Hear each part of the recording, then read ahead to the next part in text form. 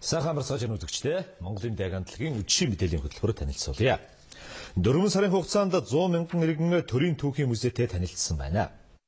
Шинжлэлийн засгийн газрын хамгийн анхны хуралдааны хамгийн эхний шийдвэрээр төрийн түүхийн музей нээлттэй болгож ирсэн юм а.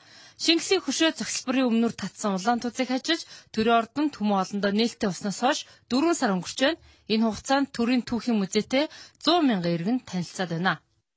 Өнөөдөр Монголын төрийн түүхийн музейн тэр дотор Монголын төрийн ордонтойгоо танилцсан 100 мянга дахь иргэн зочин болсон явдалд нь мөнгө чаргалдаа баяр хүргээд 100 мянгад нэг тохиолдож байгаа шүү дээ. Тэгэхээр бас их азтай байна гэд дурсгалын зүйл гардуулъя гэсэн. За энэ баяр хүргэж дурсгал байгаа. Өмнө яг 50 мянгадхан шалгарч ирсэн гэсэн. Тэгээд өөрөө 100 мянгатнаас нэг азтай байна. Энэ жилдээ илүү их сууж битэн.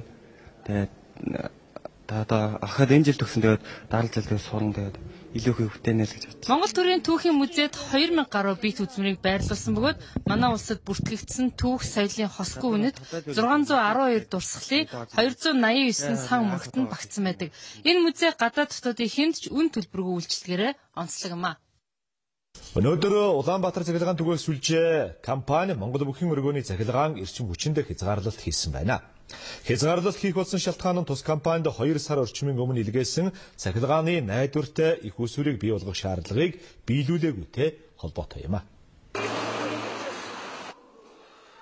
Эмнэлэг зочид буудал үзүүр үйлчилгээний байгууллагууд телевиз радион захилгаан эрчим хүчний 1-р зэрэглэлийн хэрэглэгчид юм а. Энэ зэрэглэлийн хэрэглэгчид захилгааны их усүрээ өөрсдийн хөрөнгөөр бий болгох ёстой байдаг байна. Монгол бүхийн өргөөний хувьд хоёр талын их усүртэй ч ямар нэгэн захилгаан доголдол гарвал бэлтгэл тэжээлийг залгах автомат төхөөрөмж байхгүй үдий хүрчээ. Иймээс цахилгааны найдвартай байдлыг хангах автомат залгагчтай болох шаардлагыг 2012 оны 11-р сарын 28-ны өдөр хөргүүлсэн байна.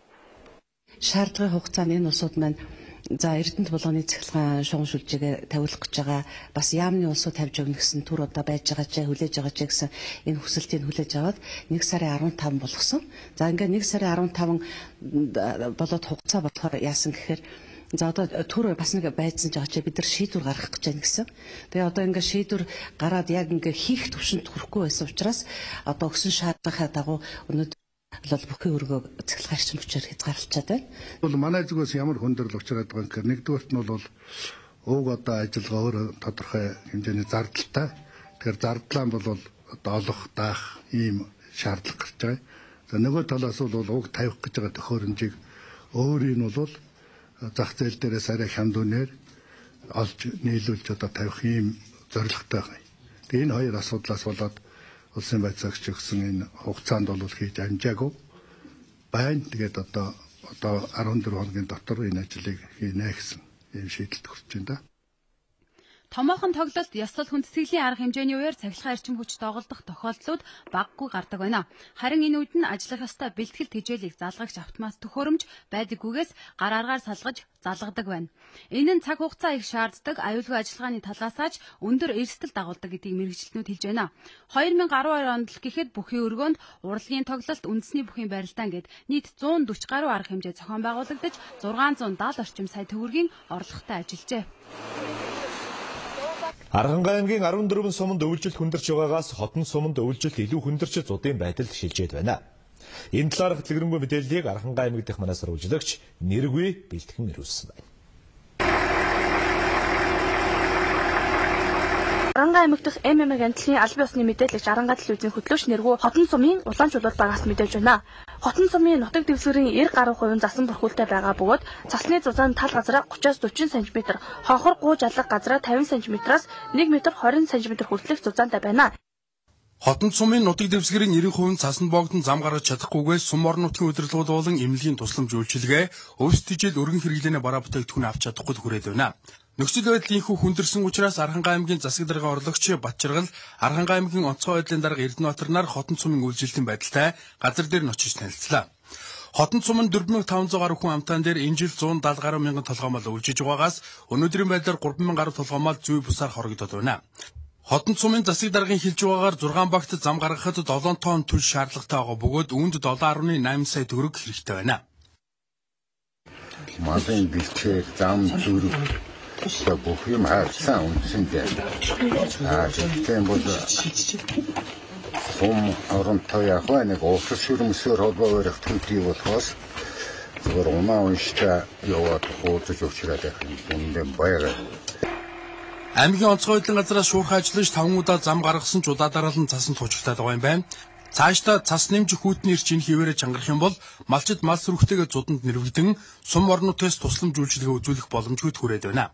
Өвлийн сар дуусах болоогүй бэлдсэн өвс тижээл нь хаанаач хүрэхгүй байгаа бөгөөд өөрсдөө хунгарсан засаа малтаж малдаа өвс гаргаж өгч байгаагаа малчид ярьж байна. Ямар тач нөөц бололцоогоо ашиглан шаардлагатай бүхэл арга хэмжээг авч ажиллахаа аймаг орон нутгийн удирдлагууд хотон цумд ажиллах үеэрээ илэрхийллээ. Одоо үзэгчдийн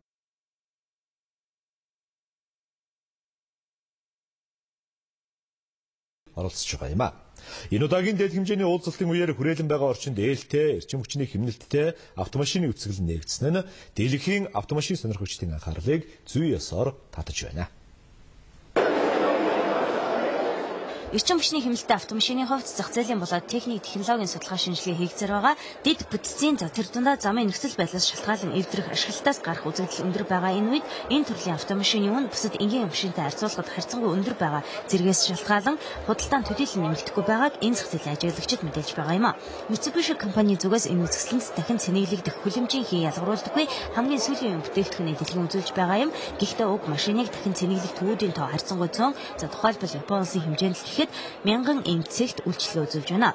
Абу Дабигийн зам нь шаардлага хангахгүй байгаагаас шалтгаалan худалдаан зогсон байдалд орсон гэж тус компани төлөөлөгчид өгүүлж байна. За автомашинаас ялгардаг хүлэмжийн дэлхийн нийт хүлэмжийн 20 орчим хувийг эзэлдэг гэсэн тооцоо судалгааг олон улсын эрчим хүчний агентлагаас гаргаад байгаа юм а. Эрчим хүчний хэмнэлттэй энэ төрлийн автомашин нь энэ үзүүлэлтийг бууруулахад тодорхой хувийн нэмэр болох хэдий ч түүнд тохирсон дэд бүтцийг хөгжүүлэхэд үлэмж хэмжээний хөрөнгө оруулалт шаардлагатай гэдгийг зохион бүтээгчид нь өгүүлж байна. Ойрхон орнуудын чинэлэг иргэдийн аялж үйлчлүүлэх дуртай Абу Даби хотод үнд дэдлийн үзэсгэлэн худалдаа нэгдэж байна. Гэхдээ энэ үзэсгэлэнгийн үеэр тансаг зэрэглэлийн үнд дэдэл арилжаалж байгаа учраас цөөн тооны жижигчдад урилга тараасан юм байна. За Дубай хотын 7 онцтой Бурж Ал Араб жижиг буудалд нэгдсэн дэлхийн үнд дэдлийн үзэсгэлэн худалдаагаар 103 мянган $100 үнэтэй эмгэлгэхэд хамгийн хямдхан бүтээгдэхүүнд тооцогдож байна.